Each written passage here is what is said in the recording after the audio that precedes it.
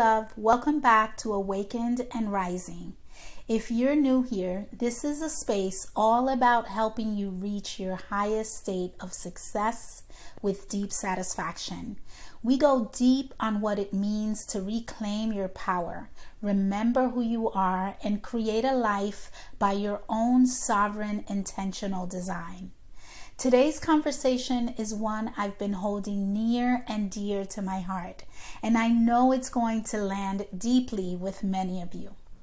Today we're talking about softness and the quiet strength it carries. For a long time, I didn't value softness. I was about being hard on myself, about pushing and grinding and having grit, and being someone that was about results and delivering. And it was what set me on fire to move forward and what gave me fuel. Today, I know that things have shifted. For a long time, especially for ambitious women, softness was something we were taught to overcome, to hide. Please know we are no longer required to trade in softness for structure, speed, and success. And maybe, like the past version of me, you've been wired to do just that in a really finessed way. You know how to push through, you know how to deliver against all odds, you know how to rise to any occasion, no matter the cost to your own energy and your own body.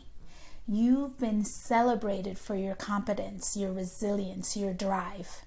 But at what cost? Here's the truth we often don't say out loud.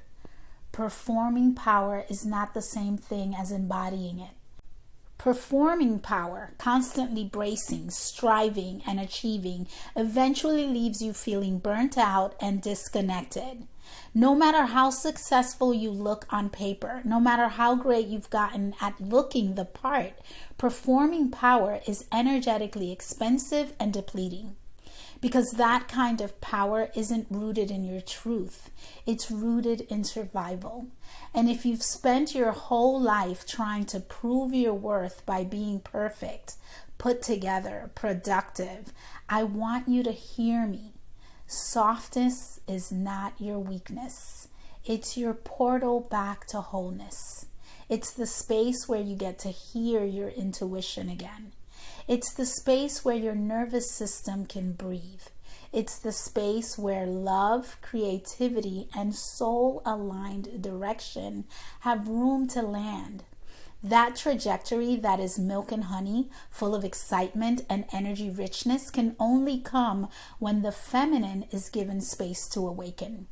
Now, don't get me wrong. It's not about abolishing your masculine skills. It's about finding the sacred sweet spot where they have harmoniously synced in.